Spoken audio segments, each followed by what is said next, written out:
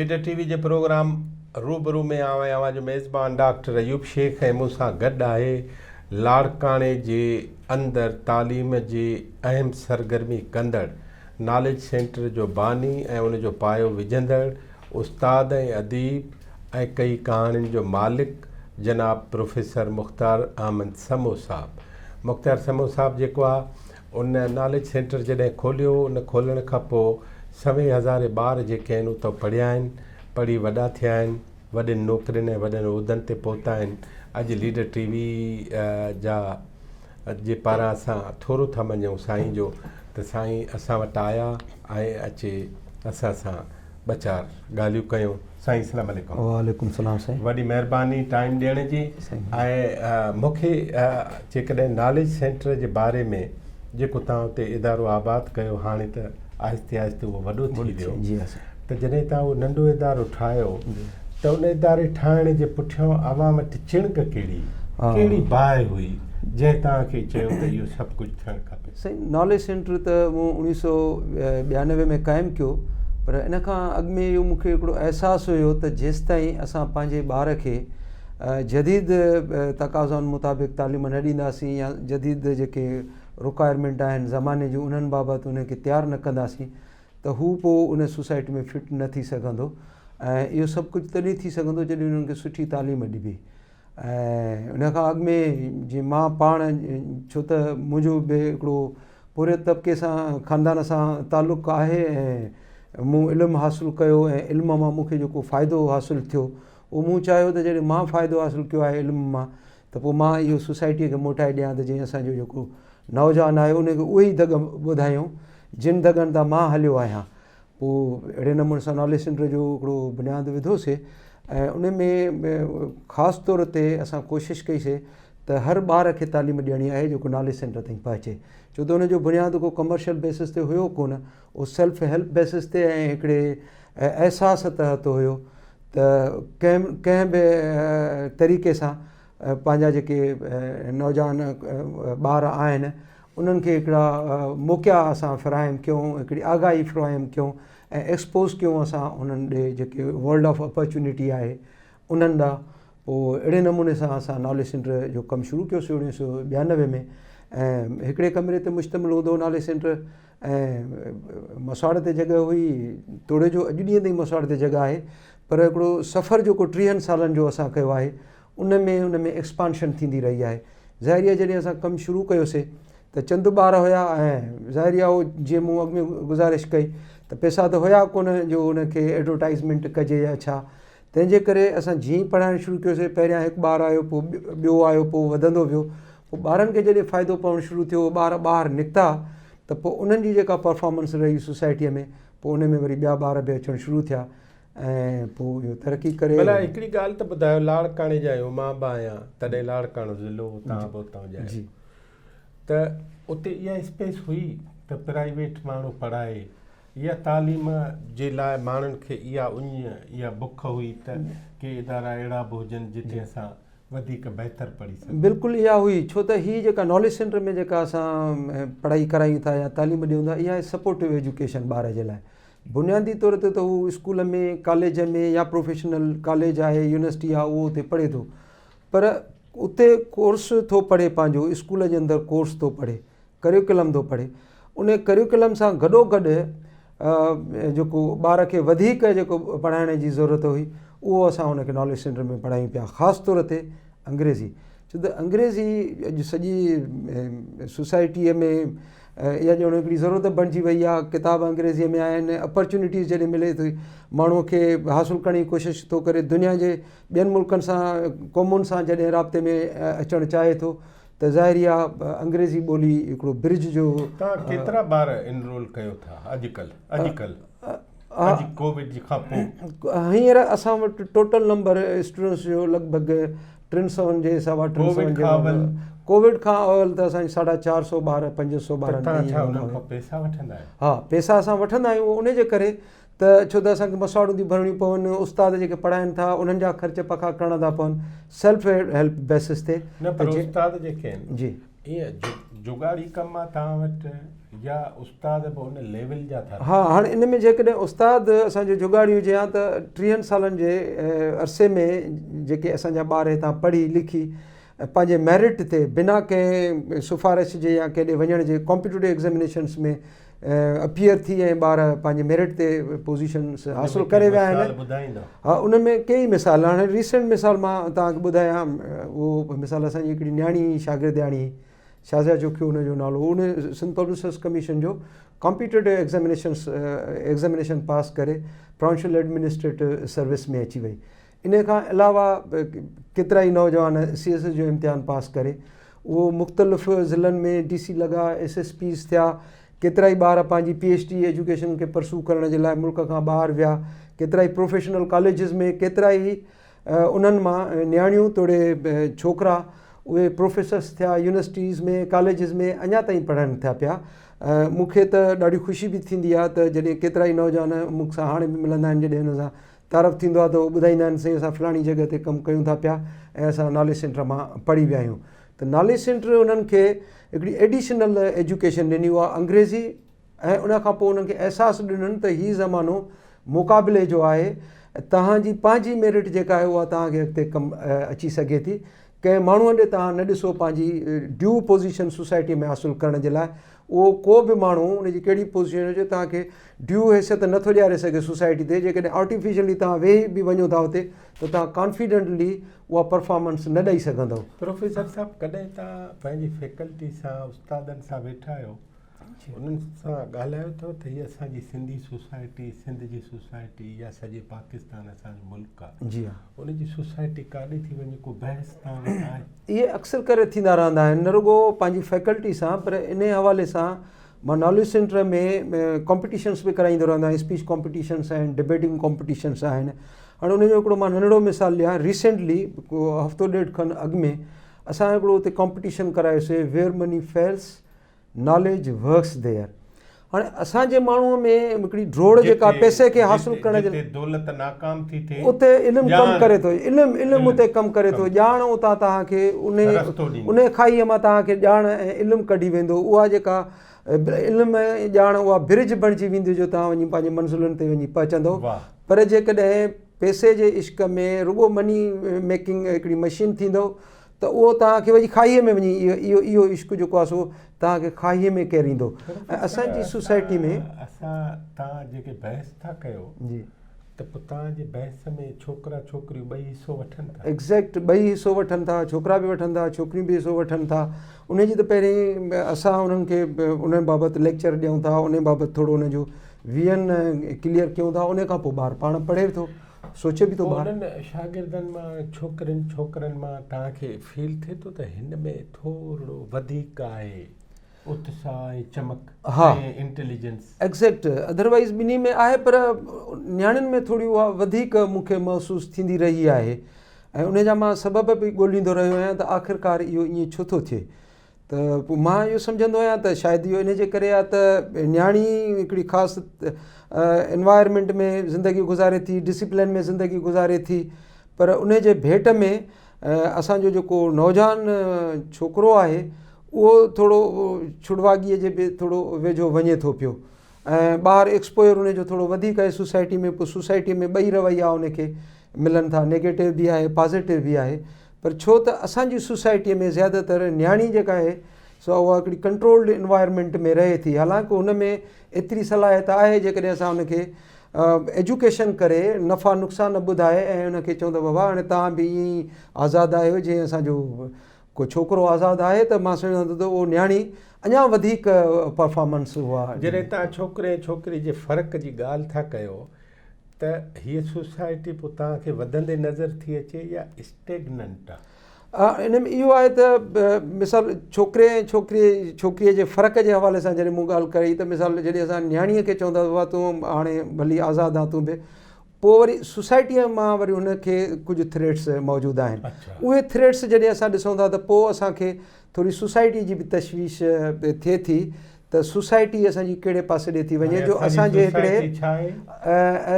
हिकिड़े अहिड़े तबिके खे अॻिते वधणु नथी ॾिए या उनजे अॻियां रुकावटूं पैदा करे थी जंहिं तबिके खे बाईपास करे असां अॻिते नथा वञी सघूं। मुख़्तार साहिबु, पोइ असांजी सोसाइटी जो हाणे जाइज़ो कयो त उहा आहे छा?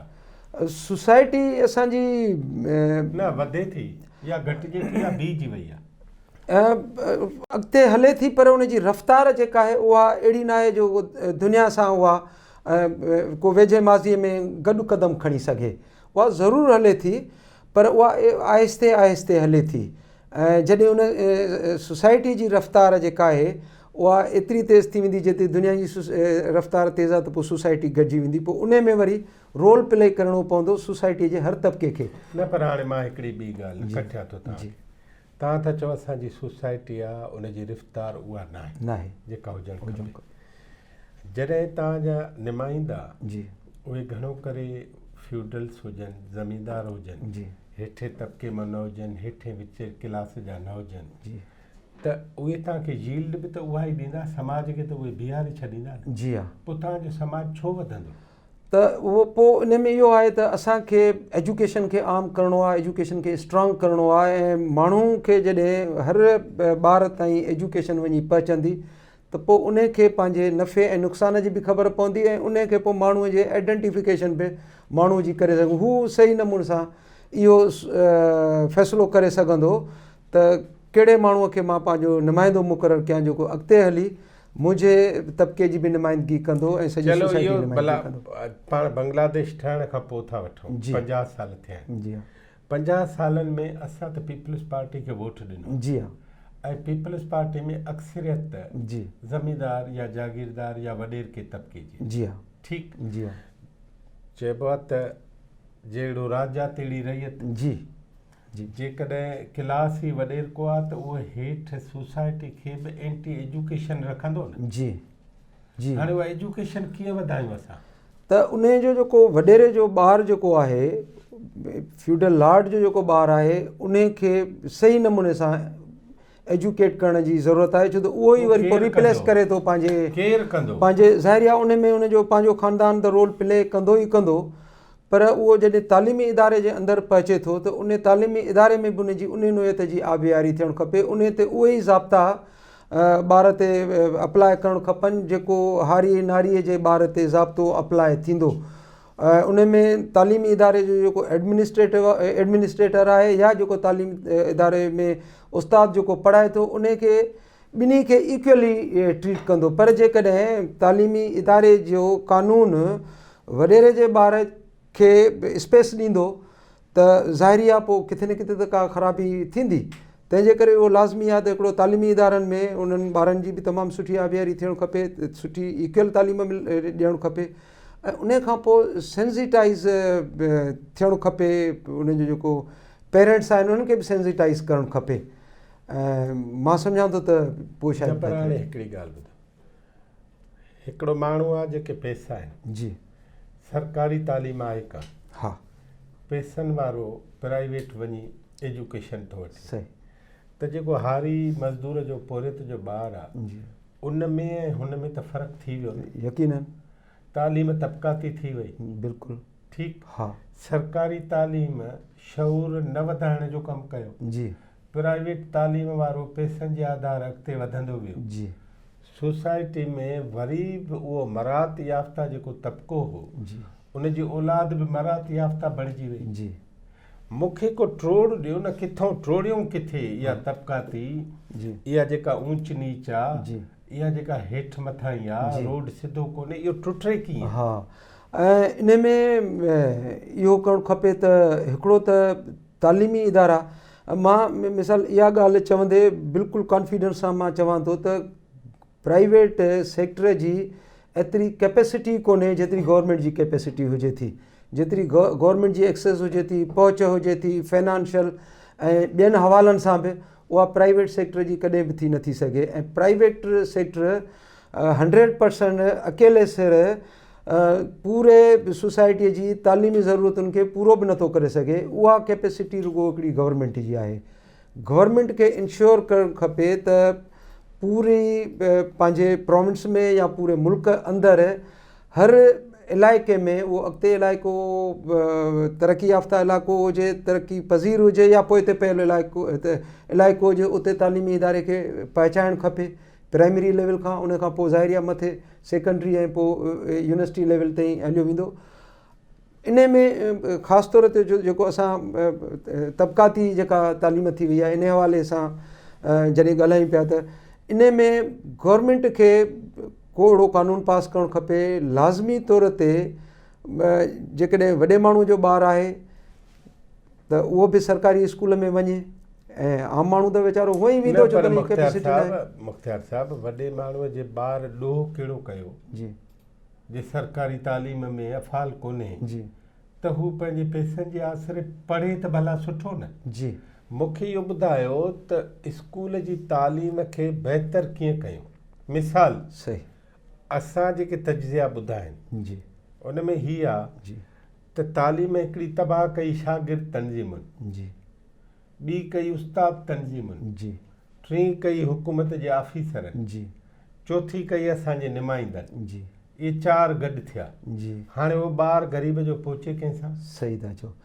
त इन जो हिकिड़ो सबबु इहो बि आहे जो जेको वॾो माण्हू आहे, जेको इन्फ्लुएंशियल आहे, जंहिंजी से आहे कुझु न कुझु, जंहिं वटि पावर आहे, छो त उन जो ॿारु त उहो त सरकारी स्कूल में पंहिंजे ॿार खे विहारे नथो, तंहिंजे करे उहो पंहिंजे उन स्कूल जी, सरकारी स्कूल जी मालिकी बि नथो करे, उन इदारे जी मालिकी बि नथो करे। हाणे मालिकी केरु कनि? हर माण्हू करे न, असांजो हर माण्हू मालिकी करे। उहो सरकारी इदारे जो बाला ऑफिसर हुजे, उहो सियासतदान हुजे, इलाइक़े जो इन्फ्लुएंशियल माण्हू हुजे, उहो हारी नारी हुजे, हिकिड़ो उस्ताद हुजे, जेको बि उन ॻोठ में रहे थो, जेको उन शहर में रहे थो, जेसिताईं उनजी पहुच आहे, जिते उनजो ॿारु पढ़े थो, उनजी उहो मालिकी कनि, ओन कनि पंहिंजनि इदारनि खे, ऐं हर तबिके जो माण्हू उनखे ओन करे। मालिकी सां छा थींदो? मालिकी सां इहो थींदो त मॉनिटरिंग थींदी, देखभाल थींदी, उनजा पंहिंजी औलाद पढ़ंदी त उनखे ख़बर आहे त मुंहिंजे औलाद जो, मुंहिंजे नए नसुल जो मुस्तक़बिल इन स्कूल सां वाॻियल आहे। उन स्कूल जी मालिकी कंदो, मॉनिटरिंग कंदो, ऐं जॾहिं मॉनिटरिंग करणु शुरू कंदो त ज़ाहिरी आहे उते जो जेको सॼो अमलो आहे उहो डिसिप्लिन में ईंदो, वक़्त जी पाबंदी कंदो, ॿारनि खे सुठे नमूने पढ़ाईंदो। उहो माण्हू गवर्नमेंट खे प्रेशर ॾींदो त वाह इन स्कूल ते वधीक इन्वेस्ट कयो, असांजो इहे हक़ु आहे, असांजो इहे हिसो आहे, इन स्कूल में ॾियो। त मॉनिटरिंग करण सां, ओनरशिप करण सां ज़ाहिरी आहे उन इदारे जे अंदरि बहितरीनु हिकिड़ी तालीम जो निज़ाम क़ाइमु थींदो। भले तालीम में त मालिकी तव्हां हाणे जवाबु एसि ताईं आया आहियो जी त मालिकी थिए, हा, त पोइ सरकार ते, नुमाइंदनि ते, सभिनी ते प्रेशर पवंदो जी, ऐं असांजा इदारा बहितर थींदा, ऐं जेका ऊंच नीच आहे, घटि वधाई आहे, हेठि मथां इहा घटि बि जी। ठीकु आहे, इहा ॻाल्हि त ठीकु जी। अवां अदीब बि आहियो जी, किताब हेसि ताईं केतिरा लिखिया अथव?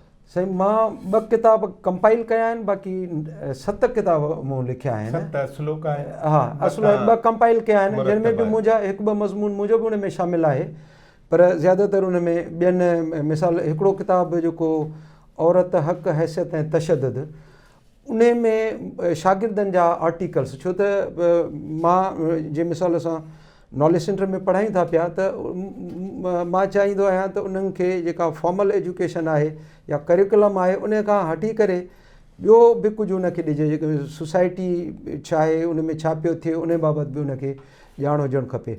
ऐं उन खां अलावा उन्हनि खे हिकिड़े सेंसिटाइज़ कजे, असांजियूं जेके नियाणियूं आहिनि या औरतूं आहिनि, उन्हनि जा कहिड़ा हक़ थी सघनि था।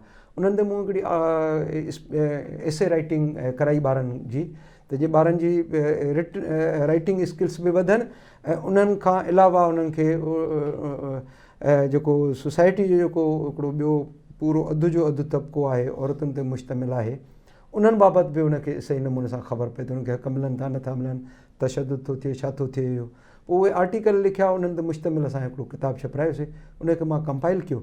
ऐं ॿियो लारकाना तारीख़ तहज़ीब, लारकाने जी हिस्ट्रीअ ते मुख़्तलिफ़ राइटर्स लिखिया, उन्हनि खे कंपाइल कयो। बाक़ी इन खां अलावा मुंहिंजा दुनिया जे जेका सुठा ऐं मयारी तालीमी इदारा आहिनि दुनिया में, ऐं उन्हनि तालीमी इदारनि में जिथे जिथे सिंधी असांजा हितां वञी पढ़िया आहिनि ऐं उते कीअं पहुता आहिनि, कहिड़ियुनि तकलीफ़ुनि खां पोइ पहुता आहिनि, मेरिट ते पहुता आहिनि, स्कॉलरशिप हासिलु कई अथनि, उते रही करे उन्हनि पंहिंजो पाण मञायो आहे, एजुकेशन हासिलु कई आहे। अहिड़ा मूं कुझु इदारा सिलेक्ट करे तक़रीबन को 150 तालीमी इदारनि ते, मयारी तालीमी इदारनि ते उहे आर्टिकल मूं लिखिया, पोइ हिकिड़ी अख़बार में छपबा हुआ उहे हफ़्तेवार, पोइ उनखे कंपाइल करे उन्हनि ते 3 बुक्स, उन्हनि मां 2 छपिया आहिनि। दुनिया जूं दर्सगाहूं हिसो पहिरियों, जेको यूरोप जे 45 यूनिवर्सिटीज़ ते आहे, ऐं उन्हनि में केतिरनि ई असांजे सिंधी दोस्तनि जो प्रोफाइल बि उन में लिखियलु आहे, उन्हनि जी स्ट्रगल आहे, कहिड़े ॻोठ मां निकिता, कीअं उते पहुता। अहिड़े नमूने अमेरिका, कैनेडा ऐं ऑस्ट्रेलिया जी यूनिवर्सिटियूं, वरी उन्हनि में हिकिड़ा किसा आहिनि, उहे नौजवान कीअं पहुता, ऐं अहिड़े नमूने सां एशिया जूं यूनिवर्सिटियूं आहिनि। इन सां इहो थींदो त असांजो ॿारु जेको आहे, असांजो नौजवान जॾहिं हिते पढ़े थो, उहो ॾिसे थो त हीअ त हिकिड़ो अहिड़ो ॻोठु आहे, पठाण ॻोठु आहे, लाड़काणे जो पठाण हिकिड़ो नंढिड़ो ॻोठड़ो आहे। उनजो हिकिड़ो नौजवान हितां निकिरे थो त उहो मैरीलैंड यूनिवर्सिटी में वञी पहुतो ऐं मोटी आयो, वरी बि स्कॉलरशिप उनखे मिली, पोस्ट डॉक्टोरेट करणु वियो। त असांजे ॿार जो बि हिकिड़ो पंहिंजो पाण ते बि उनजो यकीन पुख़्तो थिए थो त हिकिड़ो ॿाराड़ी जो ऐं हारी नारी जो ॿारु जॾहिं हितां ईअं निकिरी वियो त मां बि ईअं निकिरी सघां थो। हिकिड़ो त उहे ॿ किताब उहे 2 हिसनि ते 3 अञा नाहे छपियो, उहो छपिबो। उन खां अलावा अंग्रेज़ी ग्रामर। पाकिस्तानी इदारा घणा आहिनि? पाकिस्तानी इदारा जेको आहे उहो एशिया जे जेको हिसो आहे यूनिवर्सिटी में, उन में कुझु पाकिस्तानी इदारा आहिनि, जंहिंमें पहिरियां त असांजा सिंध जा आहिनि, जेके ख़ासि तौर ते सिंध यूनिवर्सिटी आहे, या मिसाल ही कराची में आहे, IB आहे, शालतीब यूनिवर्सिटी आहे, ज़रई यूनिवर्सिटी आहे। ऐं उन खां पोइ पाकिस्तान मां सम्झां थो, पर तव्हां सम्झो था त सिंध यूनिवर्सिटी, कराची यूनिवर्सिटी ऐं इन्हनि जो तव्हां नालो ॾेई इंसाफ़ था कयो? न, उन में उहो ॾिसो त मां हूअं अदरवाइज़ जेका एशिया जे यूनिवर्सिटी तालीमी इदारनि ते आर्टिकल आहे, उन में मुंहिंजो घणो तणो जेको मक़सदु इहो हो त पाकिस्तान जे अंदरि या सिंध जे अंदरि जेके तालीमी इदारा आहिनि, छो त हिते त उन ॿारनि जी रीच आहे, उहे ॿार हिते रहनि था, उन्हनि बाबति उन्हनि खे ख़बर आहे। ॿार जे तालीमी इदारनि बाबति उनखे ख़बर बि न हुई, माना केतिरे नालनि जी बि ख़बर न हुई। मुंहिंजो मेन फोकस उन्हनि ते रहियो, जेके पाकिस्तान खां या सिंध खां ॿाहिरि हुया। हा, मूंखे हिकिड़ी ॻाल्हि ॿुधायो। ऐं उन खां पोइ डॉक्टर साहिबु किताबनि जे हवाले सां शाइरीअ जा मुंहिंजा हिकिड़ो वफ़ाऊं मुंतज़र आहिनि, उहो मुंहिंजी शाइरी जो किताबु आहे, जंहिंमें गज़ल आहिनि, नज़्म आहिनि, आज़ादु नज़्म आहिनि, ॿारनि जी शाइरी। हा, उन किताब वफ़ाऊं मुंतज़र आहिनि। असांजे सिंध जी तारीख़ खे तव्हां खोले ॾिसो, तव्हांखे केतिरा ई मिसाल मिलंदा उन्हनि खे वफ़ाउनि खे निभाईंदे माण्हुनि सुरखुरू महसूसु कयो आहे पाण खे। शाह साईं जो तव्हां सुर पढ़ी ॾिसो, सुर सामूंडी इंतज़ारु, डॉक्टर साहिबु शाह साईं जो सुर सामूंडी तव्हां पढ़ी ॾिसो, उन इंतज़ार जूं कैफ़ियतूं ॾिसो। त इहे वफ़ाऊं, इहे त असां वटि ट्रेडिशनली असांखे ॼण असांजे विरसे में मिलियल आहिनि, जेको इंतज़ारनि में असां रहूं था पिया, असांजी वफ़ाऊं। अदब जी ॻाल्हि निकिती आहे, सिंध में अदब मयारी छपिजे थो? उनखे आउट राइटेडली मिसाल असां 100% मिसाल जेकॾहिं न चऊं, पर उनजो कुझु हिसो ज़रूरु मयारी आहे, तमामु सुठो अॻे एवरेज मयारी हूंदो, हाणे सरासरी मयारी आहे। त उनजो सबबु हिकिड़ो इहो बि आहे त जेका असांजी एजुकेशन जी अवल हाय न कर, उहो 100% मयारी न आहे, उन में 100% सरासरी मयारी आहे। उनजो सबबु तव्हां था ॿुधायो तालीम जो घटि, तालीम जो मयार किरियो आहे, तालीम ज़ाहिरी आहे उहा घटि ई आहे, नंबरनि में त उहा वधी आहे, पर क्वालिटी में घटि आहे। ज़ाहिरी आहे तालीम जॾहिं घटि बि त उहा रिफ्लेक्ट कंदी न ॿियनि सभिनी इदारनि में, सभिनी इदारनि जो रुॻो अदब न, अदब बि हिकिड़ो शुबो आहे, ॿिया बि शुबा आहिनि, उन्हनि जो बि मयार ज़ाहिरी आहे किरंदो। हाणे आख़िरी ॻाल्हि थो पुछां जी, सिंधी अदीब खे जी आख़िरी ॻाल्हि कहिड़ी तव्हां चवंदव लीडर टीवी जे मार्फत जी, उहे छा कनि, उन्हनि खे इहा ॻाल्हि? सिंधी अदीब खे जेको लिखे उहो सोसाइटी मां उहो मौज़ूअ खणे, छो त अदब जेको आहे उहो बराए ज़िंदगी आहे, ऐं जेसि ताईं फोकस माण्हूअ खे न कबो, धरतीअ खे फोकस न कबो, माण्हुनि जे मसइलनि खे फोकस न कबो, त उहो अदब जेको आहे उहा कामयाबी हासिलु न करे सघंदो, जेको अदब पंहिंजे माण्हुनि खे, पंहिंजी धरतीअ खे फोकस करे थो पियो। तंहिंजे करे मुंहिंजो इहो मैसेज हूंदो अदीबनि ॾांहुं त हू माण्हूअ जे मसइलनि खे आइडेंटिफाई कनि, सोसाइटी जे मसइलनि खे आइडेंटिफाई कनि, उन्हनि खे पंहिंजे लिखत में आणनि, त मां सम्झां थो त उहो दाइमी उन्हनि जो जेको आहे सो अदब हूंदो, ऐं उहो मयारी बि हूंदो, छो त माण्हूअ जूं माण्हू खे पंहिंजो पाण रिफ्लेक्ट थींदे उन मां नज़र ईंदो ऐं माण्हू उन शइ खे ओन करे थो जंहिंमें उनखे पाण रिफ्लेक्ट कंदे नज़र अचे थो। इहो मुंहिंजो मैसेज आहे। नाज़रीन, ही हुआ जनाब प्रोफेसर मुख़्तार समू साहब, नॉलेज सेंटर लाड़काणे जा बानी ऐं जंहिं हज़ारे शागिर्दियाणियूं उहे उन्हनि खे मददी तालीम ॾेई उनखे इन लाइक़ु बणायो त उहो पाकिस्तान समेत दुनिया जे कई इदारनि में वञनि ऐं उते सॼी सिंध खे सरहो कनि ऐं सॼी सिंध जी नुमाइंदगी कनि। ऐं असां सम्झूं था जीअं तालीम जे लाइ साईं चई छॾियो आहे त सरकार खे तालीम जे बारे में न सिर्फ़ु ख़बरदार थियणो पवंदो पर असांजे समूरे अवाम खे सरकार तोड़े गैर सरकारी तालीमी इदारनि जी मालिकी बि करणी पवंदी। मालिकी करण सां घटि में घटि तालीम जो तबक़ाती जेको तासीर आहे उहो घटिबो ऐं उन सां असांजे समाज में बहितरी ईंदी। लीडर टीवी ॾिसण लाइ महिरबानी। वेंदे वेंदे अव्हांखे ॿुधायां त हीअ लीडर टीवी यूट्यूब ते पाकिस्तान में थोरनि संजीदा चैनलनि मां हिकु चैनल आहे जेको धरती धणिन सॼी पाकिस्तान जे मुख़्तलिफ़ माण्हुनि सां ॻाल्हियूं करे थो। ऐं असीं चाहियूं था तव्हां ऐं अव्हांजा दोस्त तव्हांजी फैमिलीज़ हिन चैनल खे सब्सक्राइब कनि ऐं असांजी मदद कनि। सिर्फ़ु सब्सक्राइब करे असांखे तव्हांजी अख़लाक़ी मदद जी घुरिज आहे ऐं असांखे ॾिसण जी ज़रूरत आहे त जीअं अव्हांजे तबसरनि अव्हांजी राय ऐं अव्हांजे तजज़ियनि में असां पंहिंजूं खामियूं ऐं खोटियूं दूरि करे सघूं। लीडर टीवी ॾिसण जी वॾी महिरबानी ऐं प्रोफेसर साहिबु अव्हांजी ख़ासि महिरबानी। ऐं अव्हां सदाईं असां सां लाड़काणे में तोड़े हिते पेर भरींदा रहिया आहियो ऐं असां अव्हांजा मोहतरफ़ आहियूं। लख कुर्बान। महिरबानी डॉक्टर साहब, थैंक यू। वॾी महिरबानी।